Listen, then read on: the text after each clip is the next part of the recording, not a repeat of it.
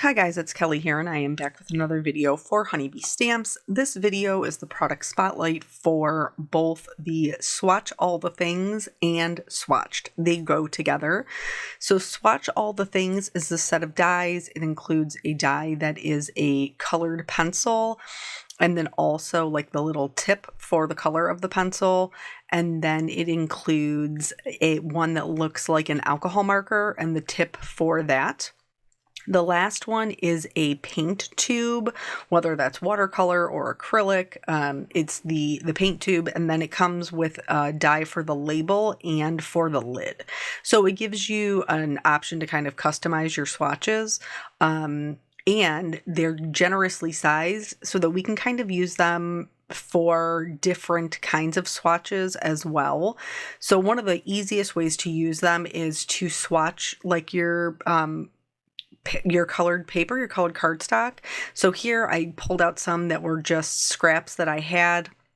I found that you can do quite a few together if you just trim them out. So you can do like I did the marker one in gray and then did the tip in a different color, and then you can swatch them that way. Or you can do them in white and do the label or the tip in a different color. And because, kind of like trimming these out, you can fit almost all of them on mine's an extra large plate for the Spellbinders Platinum, but I'm pretty sure they would even fit on like a regular plate. And then you can just cut them all at one time, which is great for like mass producing. We're going to talk about mass producing a little bit later, like the assembly line style for mass producing. But here you can see that they pop that little hole out at the end, and that is so you can put your swatches like on a ring. I have some that I didn't have a ring for, like I've tied them with like a cute little string so that you can keep them all together. I did cut the majority of my swatches out of white, and that is because I wanted to be able to show you the different ways that you can do them. So the swatched stamp set, why couldn't I think of that word? Stamp set has all different kinds of things on there. It has, so for this one, I stamped colored pencil, and then I'll do like the brand and the color. I'm going to color in the tip with my colored pencil, and then go back in and stamp those other things. But in addition to that, it also has like dye for inks, oxides for inks, all different kinds of things like acrylic paint or watercolor. So ways that you can label them. And then there's just some cute ones kind of down at the bottom that are like made with love and things like that. So each of these has like lines embossed in them.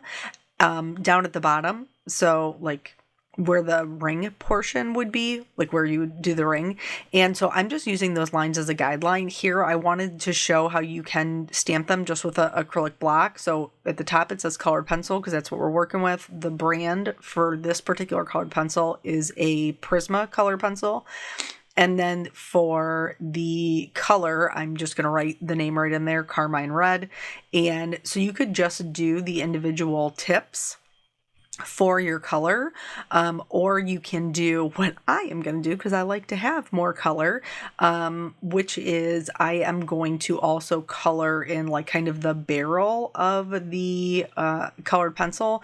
You just want to make sure, depending upon what you're using, that like with colored pencil, because these ones are wax based, it would be very challenging to write over top of it.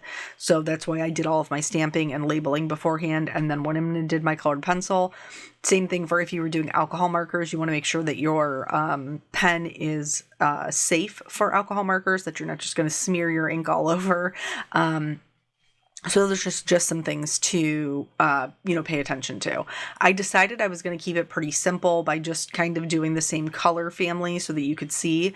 So for this one, this is a alcohol marker shape, and you can use this for whichever alcohol marker that you prefer, whether that's like Ohuhu or Copic or Olo, whatever you've got, whatever you're using.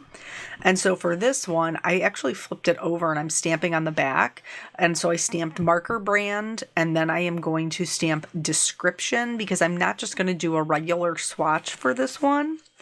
And then the one underneath is going to be that same color. And so I stamped them on the back because I want to be able to color the entirety of the front.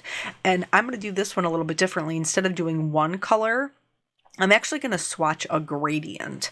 So that way I can kind of, you could cut these out and play around with different gradients, and the ones that you find that you really love, write the information down on the back. And then, you could put those all together. So when you, are looking for a color combination, when you're, sitting down to craft, because, a lot of us don't have endless amounts of time to craft. So it's nice to have like a little swatch that's already there that you can pick them out quickly. So here, obviously my markers seeped through the back, which doesn't bother me, but you could double up. So like color one and then glue another one to it. And so that way the back would be nice and white for you to write on. But so that's one way that you can do it.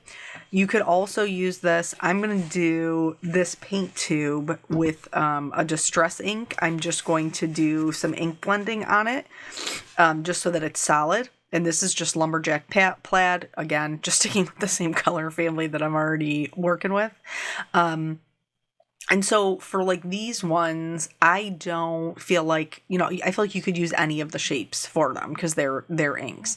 You could also take if you didn't want to do ink blending, you could take your ink pad direct to the paper and like swipe it across. Or you could do more like of these, color combinations, either an ombre or a gradient, like whatever, you needed to swatch them for. Because they are so generously sized, they really makes them quite versatile as to what you can use them for. And then, this is something you can either add the label to or not. So for this one, I'm not going to add the label to the watercolor tube. I'm just going to keep it nice and simple. Everybody is different. Some people might want to, stamp a lot of information. Some people might not want to. So this one, I just stamped ink color.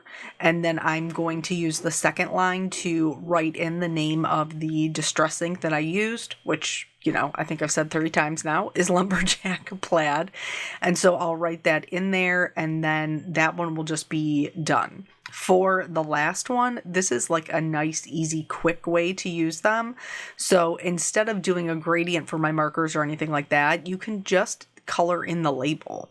And if you don't want to do any stamping, maybe, you don't have the dexterity, or, you don't have a stamp positioner, which does make it infinitely easier.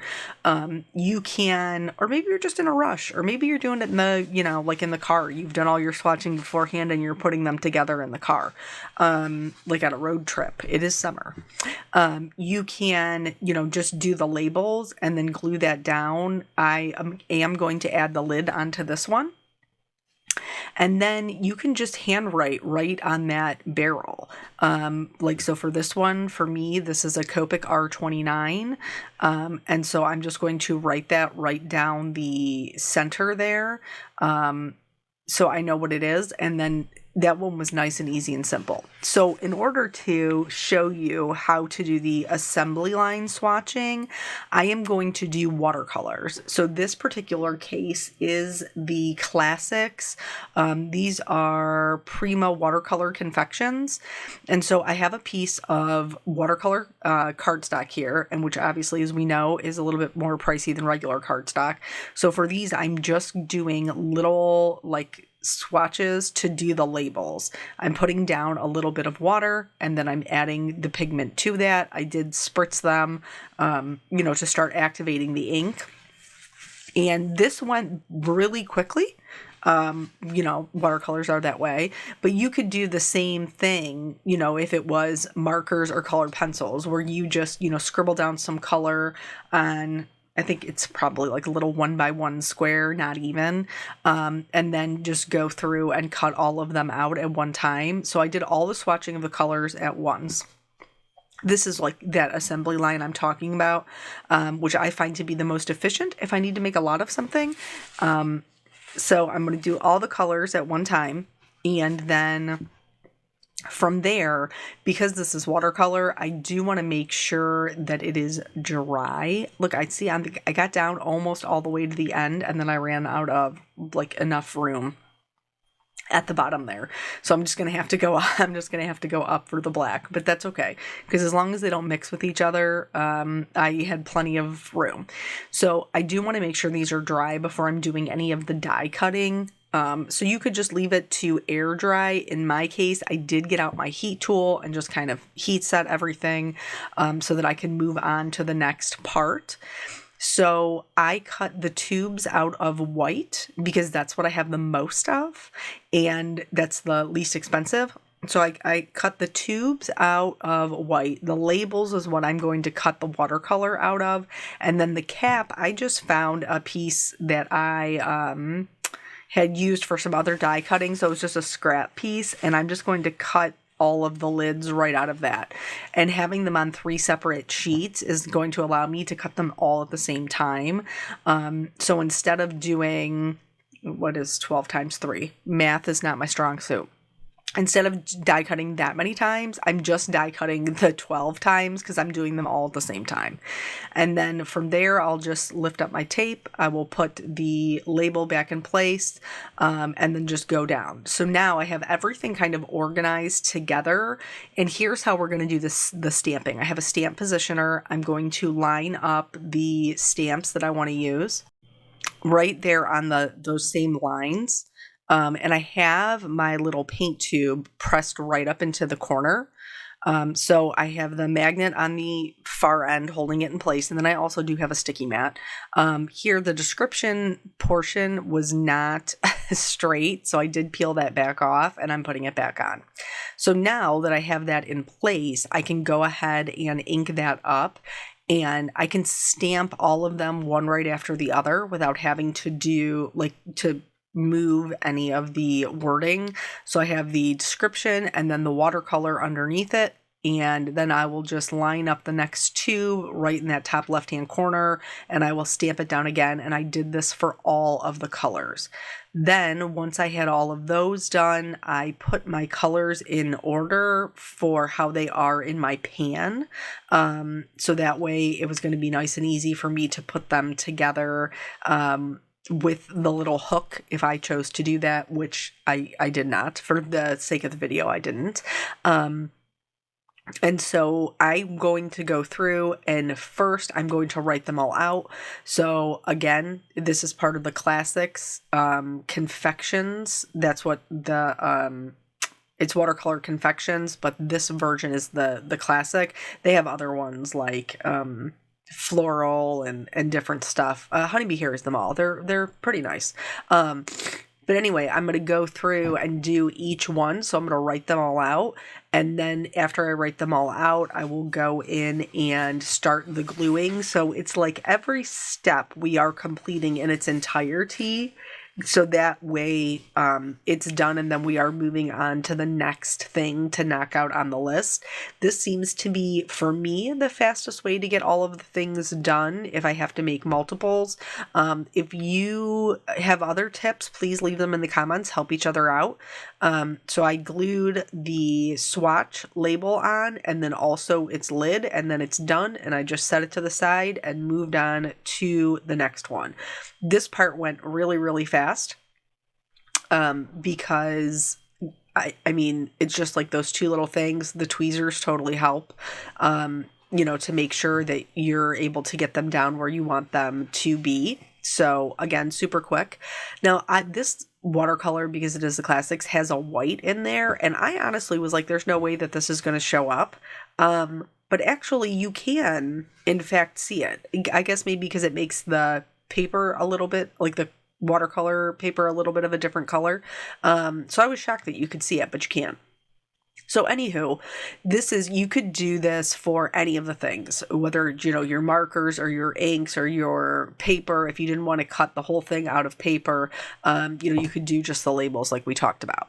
So because these are so generously sized, there's also something else you can do with them, which I could not stop myself. I had so much fun, which was using them to create cards. So I did the colored pencils here to create the cards. And then this one, I used all of them, the colored pencils and the markers. That video I will actually have up on my own channel for you guys to check out. But I just wanted to show you another thing that you could do with it. So here's the swatches that we created. I hope that this helps you in your craft room organization. Thank you guys so much for joining me. I hope to see you at the release party tonight, July 24th at 8 p.m. Eastern Time for the new release. Thank you again for your time, and I will see you on the next video. Bye.